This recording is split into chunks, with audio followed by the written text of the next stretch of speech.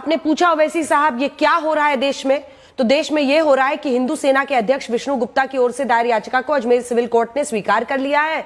मामले की सुनवाई 20 दिसंबर को तय होगी। अजमेर की ख्वाजा मोइनुद्दीन चिश्ती की दरगाह में संकट मोचन महादेव मंदिर होने का दावा करने वाली याचिका में अब तमाम पक्षों को उन्होंने, जिसमें अल्पसंख्यक मंत्रालय है, दरगाह कमेटी है, भारतीय पुरातत्व सर्वेक्षण विभाग यानी एएसआई है, नोटिस भेजा है। सुनवाई होगी। प्रॉब्लम क्या है, आपत्ति क्या है इसमें? प्रॉब्लम यह है कि ख्वाजा अजमेरी की जो दरगाह है वो 800 साल से है और दरगाह शरीफ पे कभी भी ऐसा कोई क्लेम नहीं उठा। आज आप 800 साल के बाद ये क्लेम कर रहे हैं कि वो दरगाह नहीं है ख्वाजा अजमेरी की। करना क्या चाहते हैं आप? देखिए, दरगाह शरीफ में तो हर साल नरेंद्र मोदी चादर भिजाते हैं, कई प्रधानमंत्री ने चादर भिजाया। हमारे पड़ोसी दो ममालिक वो डिप्लोमेसी के नाम पर डेलीगेशन भी करते हैं, डेलीगेशन भी जाते, ऑफिशियल डेलीगेशन। मकसद एक ही है कि जितने मुसलमानों की मसाजिद और दरगाहें हैं वहां पर ये तमाम BJP sponsored directly indirectly RSS के जो ये लोग हैं, इनको इस्तेमाल करके एक माहौल पैदा किया जा रहा है। आप क्या ख्वाजा अजमेरी की दरगाह पर कैसे आप बताएंगे? बताइए। यानी अलाउद्दीन खिलजी के जमाने से अगर आप अमीर खुसरो की किताब देखेंगे मैडम, जिसका नाम है खजाइन फुतूहा, उसमें जिक्र है। फिर मुगलों का दौर रहा, उसके बाद मुगल खत्म हुए, मराठाज आए।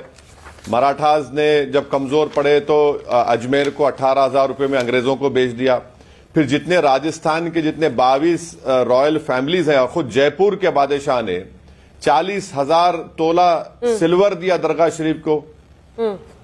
आप इससे जिन लोगों का कॉन्फिडेंस कोर्ट पर है उस हटाना चाह रहे हैं।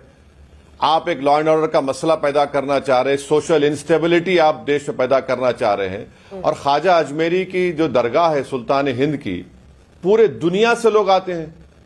आप मैसेज क्या दे रहे हैं? आपको तो अब यूएस गवर्नमेंट के स्टेट डिपार्टमेंट की फ्रीडम ऑफ रिलीजन की रिपोर्ट की जरूरत ही नहीं है भारत के बारे में लिखने की।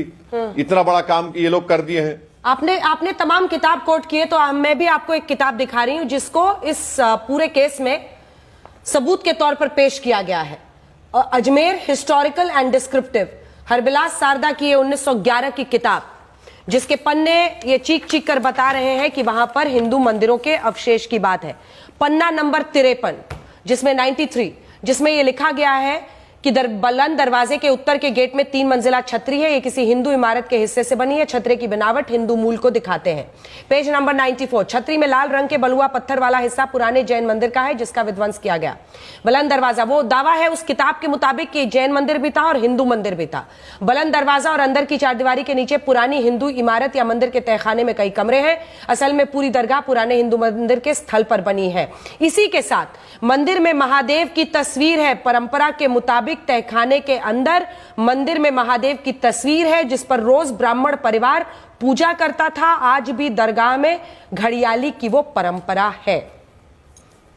इस पर धूल डाल दी जाए, इस पर कालीन बिछा दी जाए, क्या एक समाज का हक नहीं है कि वो अपने इतिहास को जान पाए? नहीं तो आप ये कह रहे हैं कि जो किताब में शारदा ने लिखा ट्रेडिशन की बुनियाद पर, कहां है प्रूफ? कहां है बताइए, कहां है प्रूफ? ट्रेडिशन सर्वे से पता चलेगा। यानी जो भी, क्यों सर्वे से पता चलेगा? क्यों सर्वे होगा? मैं जाकर कल अर्जी डाल दूंगा, प्रधानमंत्री के घर में नीचे मस्जिद थी, क्या करेंगे आप? खुदाई का ऑर्डर दे देंगे मुझे?